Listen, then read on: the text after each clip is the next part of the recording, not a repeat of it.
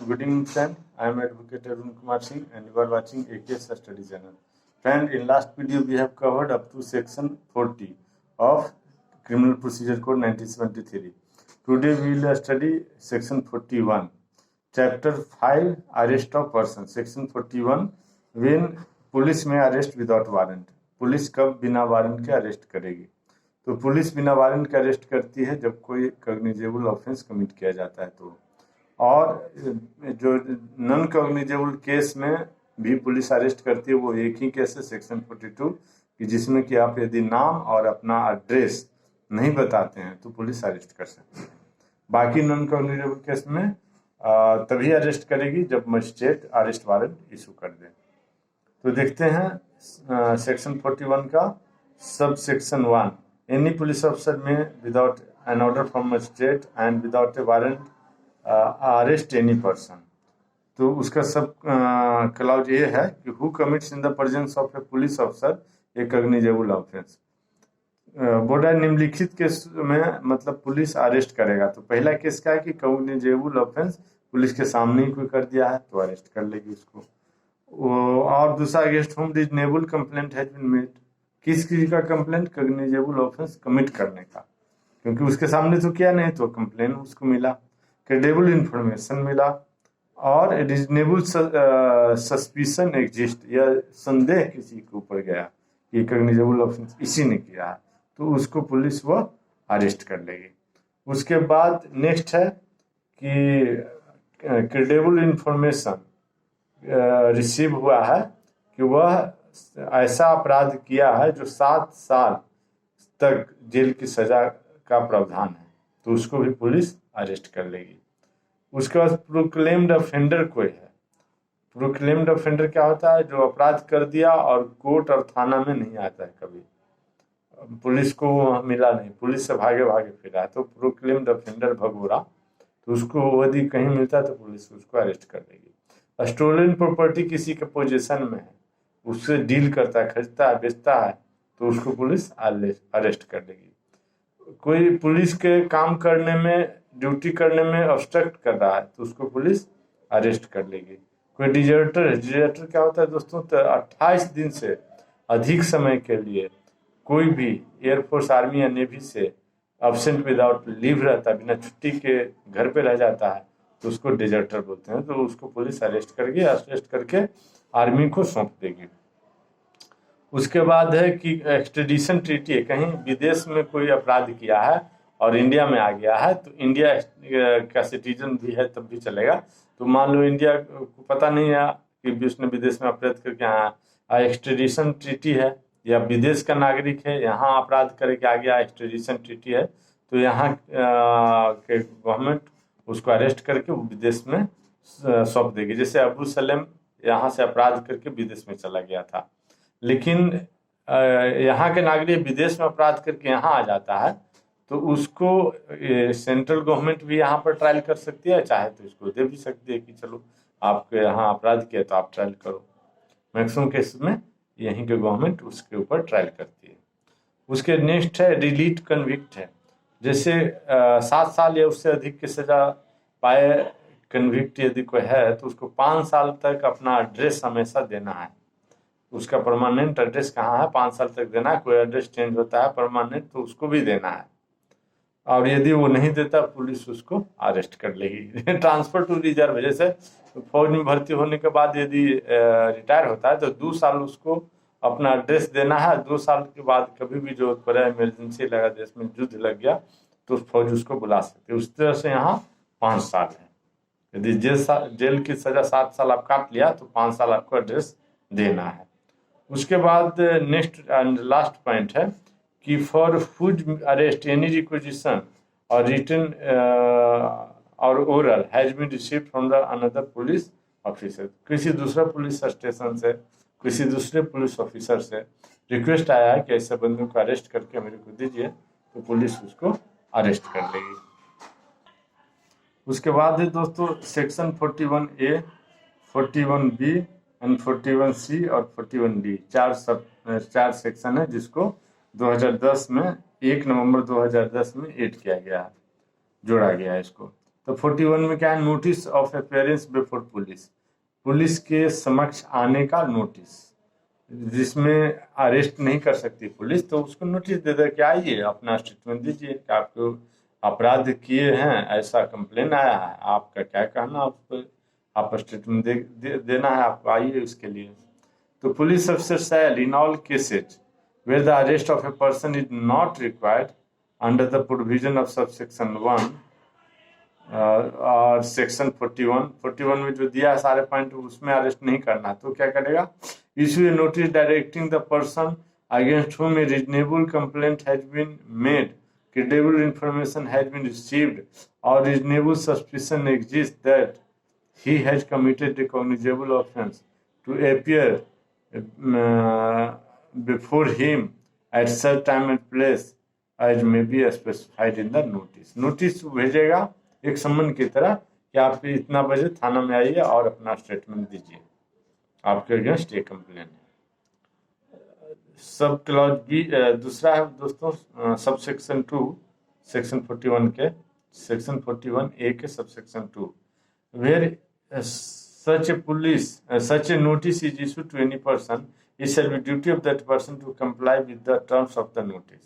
उसको कंप्लाई करना, उसको पालन करना उस व्यक्ति का कर्तव्य हो जाता है जिसको वह नोटिस दिया गया है। सब सेक्शन 3 है, when such person complies and continue to comply with the notice or shall be arrested in respect of offence referred in the notice unless the reason to be recorded, तो उसको shall not be arrested, उसको arrest नहीं किया जाएगा until the reason, यदि arrest किया जाता है तो रीजन लिख के उसमें लिखना है, रिकॉर्ड करना, रीजन लिख के देना, बताना है। बताना मतलब इसको नहीं है, अरेस्ट करने वाले को नहीं, उसको तो भड़ोल ही बताएगा, वहां भेजा जाता है मजिस्ट्रेट को। The police officer is of the opinion that he out to be arrested. उसके बाद सब क्लॉज सब सेक्शन 4 है, when such person at any time fails to comply with the term of the notice or is unwilling to identify himself, the police officer may subject to the such order as may have been passed by the competent court in this behalf, arrest him for the offence committed in the notice. उसके बाद दोस्तों है section 41B, procedure of arrest and duties of officer making arrest. Every police officer while making arrest shall, क्या क्या उसका duty है, bear an accurate and visible and clear identification of his name, name plate पहनेगा, which will facilitate easy identification, ताकि आप उसका नाम पढ़ सको कि कौन मेरे को अरेस्ट कर रहा है। Prepare a memorandum of arrest which shall be, एक लिस्ट तैयार करेगा अरेस्ट का, जिसमें क्या क्या लिखा रहेगा, स्टेटेड बाय एटलीस्ट 1 विटनेस, एक विटनेस टेस्ट करेगा, गांव का जो लोग है उसका पुलिस का हवा वो टेस्ट करेगा, who is a member of the family of the person, नहीं उस टेस्ट करने के लिए इसको बोला कौन टेस्ट करेगा, उसके फैमिली के मेंबर टेस्ट करेगा, ऐसा बोला है। रिस्पेक्टेड मेंबर और respected member of the locality where the arrest is made, या उस लोकेलिटी के उस गांव के कोई रिस्पेक्टेड मेंबर होंगे वो अटेस्ट करेंगे, वो मतलब साइन करेंगे, अरेस्ट इसको अरेस्ट किया जा रहा है बंदे को। Counter signed by the person arrested, आप काउंटर साइन नीचे कौन साइन करेगा, काउंटर साइन मतलब नीचे साइन करेगा, उसको काउंटर साइन बोलते हैं, जो अक्यूज है वो साइन खुद करेगा। उसके बाद सब सेक्शन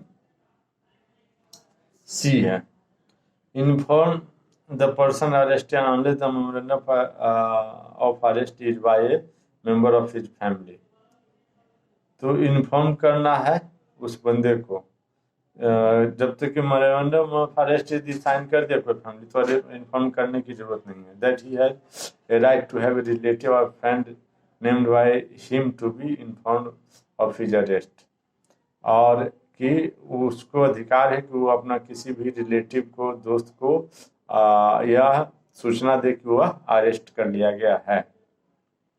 और section 41C, control room at district, बता state government shall establish a police control room in every district and one at state level also. उसके बाद section 41D, right of arrested person to meet an advocate of his choice during interrogation. ठीक है, यह arrested person का right है। When an person is arrested, जब एक आदमी अरेस्टेड हो जाता है and interrogated by the police, उसको इंट्रोगेशन किया जाता है पुलिस के द्वारा, he shall be entitled to meet an advocate, तो वो अपना वकील से मिल सकता है ऑफ हिज चॉइस, अपने चॉइस के वकील से, ड्यूरिंग इंट्रोगेशन, जांच के दौरान, दो नॉट थ्रू आउट इंट्रोगेशन, हालांकि पूरे इंट्रोगेशन के दौरान कोई जरूरी नहीं है, लेकिन बीच बीच में वह मिल सकता है। इसके बाद है दोस्तों section 42, arrest on refusal to give name and residence. ये 42 बहुत बहुत इंपॉर्टेंट सेक्शन है दोस्तों, इकलौता सेक्शन है जिसमें कि अरेस्ट किया जाता है नाम और एड्रेस नहीं बताने पे अरेस्ट किया जाता है नॉन कॉग्निजेबल ऑफेंस में। When a person who in the presence of police officer committed or has been accused of committing a non-cognizable offense but refuse on demand of such officer to give his name and residence, मतलब name and address देने से मना कर देता है।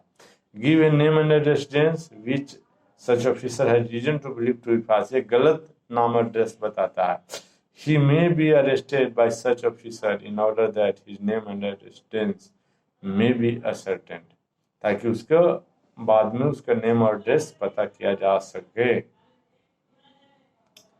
उसके बाद है section 42, arrest by private person and procedure on such arrest. Any private person में अरेस्ट और cause to be arrested any person who in his presence commit a non-cognizable or non-billable or cognizable offense.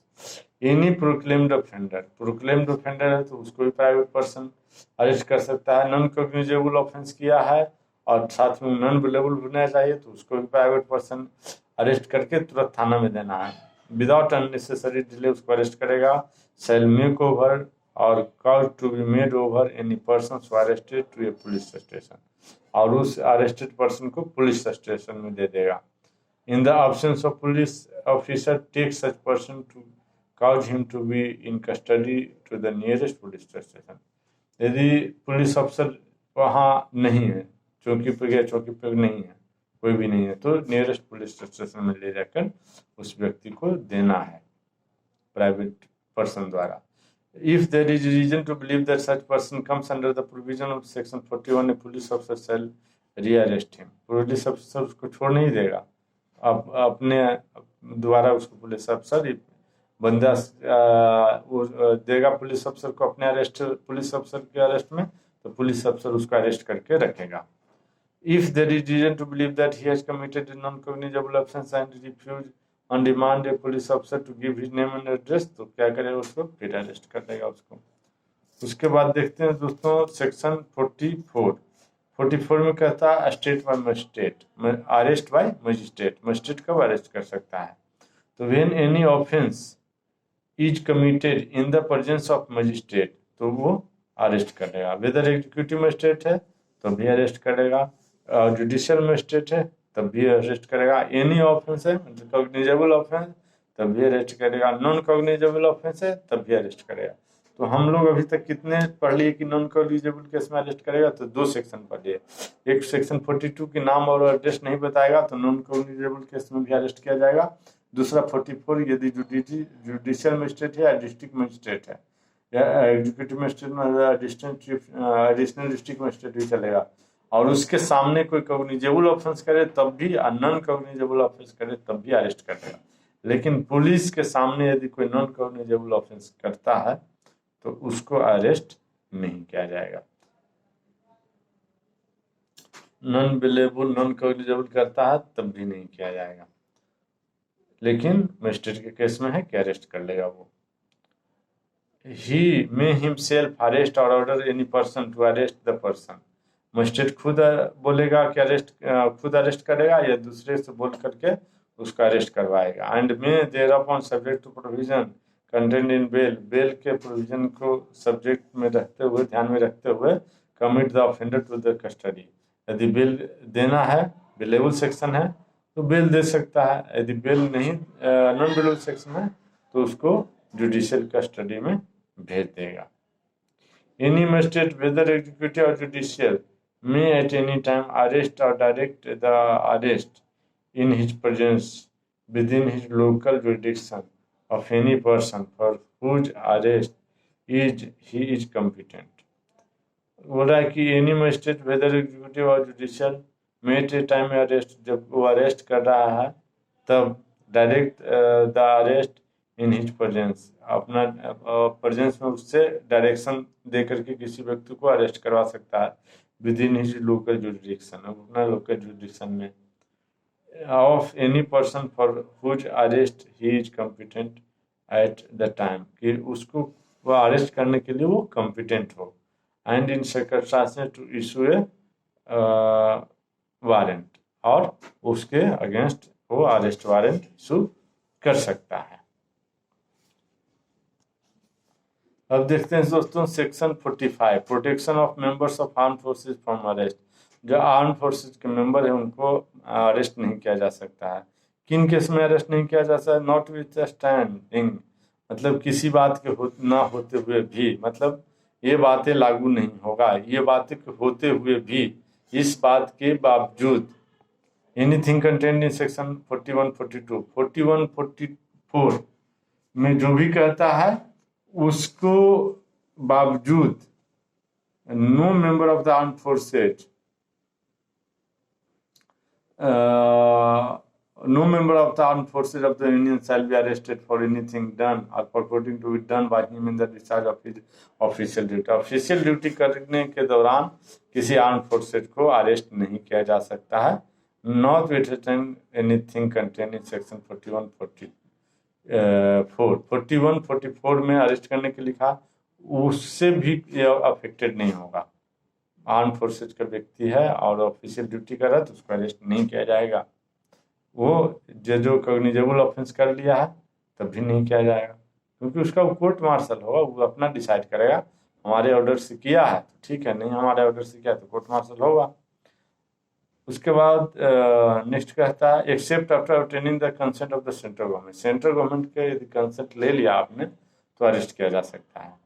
दूसरा, state government में by notification direct the provision of the subsection 1 shall apply to such class and category of member of forces shall be the maintenance of public order as may be specified therein where they may be serving, and thereupon the provision of subsection shall apply as if for the expression central government occurring there the expression state government were substituted।